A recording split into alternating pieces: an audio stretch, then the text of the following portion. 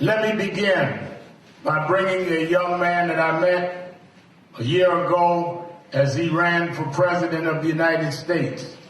He was innovative and caught a lot of the imagination of voters around the country. I don't want no disruption, sir. You reporters, no, I'm talking to Reverend there. Reverend, y'all let the photographers do what they want to do. If they covey wrong, we'll escort them out. I'll handle it. Because they'll be saying you're heckling the speaker, and I don't want no confusion. You all right? He didn't insult you, because you'll be in a tabloid tomorrow that somebody was discourteous, and that I ordered them to do it. We still got 48 hours of Trump, so a lot of stuff gets distorted. Just make sure you're all right. This young man caught the imagination of many, and he came to me several weeks ago and said he was running for mayor of New York, and he wanted to speak on King Day to our community. And I told him that he was welcome. He said, I'm going to work with you, Reverend, and the community, no matter what happens in the election. He proved it by he has spent the last several weeks in Georgia with my partner in fighting for justice, Martin Luther King III, where he put a lot of effort in with Martin in the election that elected Reverend Raphael Warnock and John Ossoff to the United States Senate. I bring to the House of Justice on Martin Luther King Day the only candidate for Mayor, Andrew Yang.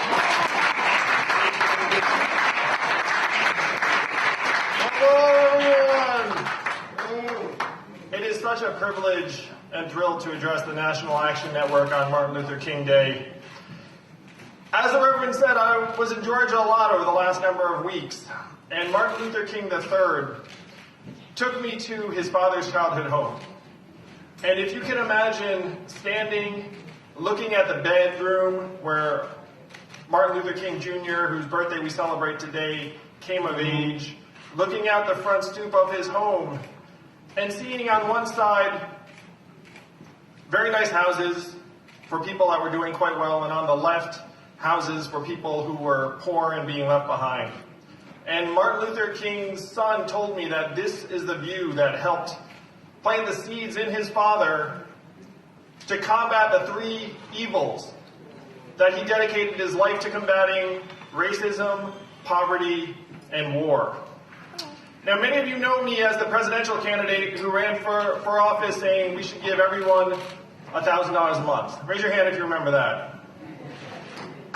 And I would be the first to say that this was not my idea at all. That this is something that Martin Luther King championed. It is what he was fighting for when he was assassinated, a guaranteed minimum income for all Americans. In his 1967 book, Chaos or Community, he said this is going to be the path forward. I knew this was not my message. I knew it was my role to help rekindle that message. And as we're here today, 85% of Americans support cash relief during the pandemic, and 55% of all Americans support Dr. King's vision of a universal basic income in perpetuity.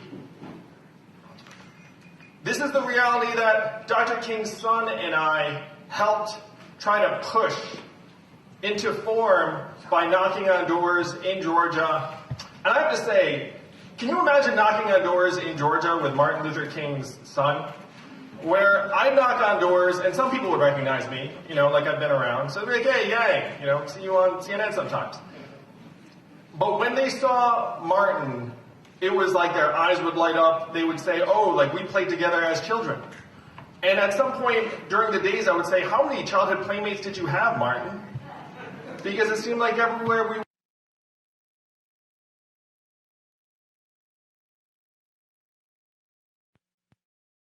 Reverend Warnock elected Dr. King's successor at Ebenezer Baptist Church, to me, is the legacy of activism that we're meant to celebrate today. And think about what Reverend Warnock and John Ossoff's victories mean to us here in New York. You had Mitch McConnell saying no, no, no, obstructing tens of billions of dollars in aid for the city and state, and we demoted Mitch McConnell, and now New York's own Chuck Schumer is the Senate Majority Leader, and I have a feeling he's going to do a lot for the city and the state. That, to me, is a legacy of what we should be celebrating today. I'm honored to share that after we spent time together in Georgia, Martin Luther King III said that he would co-chair my mayoral campaign. Because he and I know that the memory of Dr. King, as the Reverend just said, has been sanitized. Where we celebrate his birthday every year, and what do we see on our TV screens? We see, I have a dream. But we all know that Martin Luther King was no dreamer.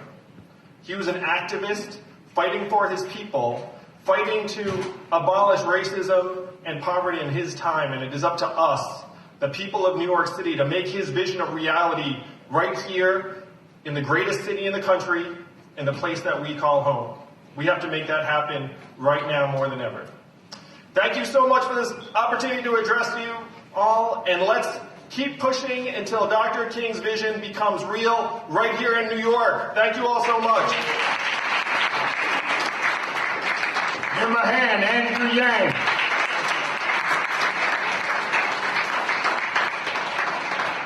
Put the money in our hands. Put the money in our hands. Put the money in our hands. Put the money in our hands. Can we afford it? Yes. Will it cause inflation? No. Is it awesome? Yes. Is anyone trying to make it happen? Yeah, that guy.